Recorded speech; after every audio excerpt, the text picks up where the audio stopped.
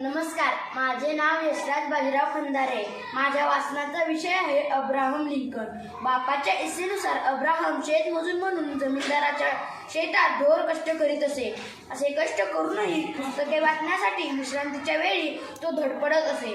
अब्राहमची वाचनाची आवड पुढे पाहून तो कोणीतरी मोठा माणूस होणार हे त्याच्या सावत्राईने ताडले होते.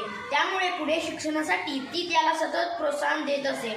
तफीत मोलमजुरीच्या शोधार्थ त्याला कुटुंबाला वारंवार गावोगावी भटकंती करावी लागत असल्यामुळे अब्राहमच्या शिक्षणात सतत खंड पडत असे. अशा परिस्थितीत शिक्षण घेण्याची लिंकनाची इच्छा कधीही पूर्ण होऊ शकणार नाही हे अब्राहमने आणि त्याच्या सावत्राईनेही ओळखले होते. परिस्थिती कितीही बिकट असली तरी अब्राहम त्या परिस्थितीशी टक्कर देत खूप शिकणार आणि मोठा लौकिक मिळवणार अशी त्याच्या आईची पक्की खात्री होती. त्यामुळे शिक्षणाची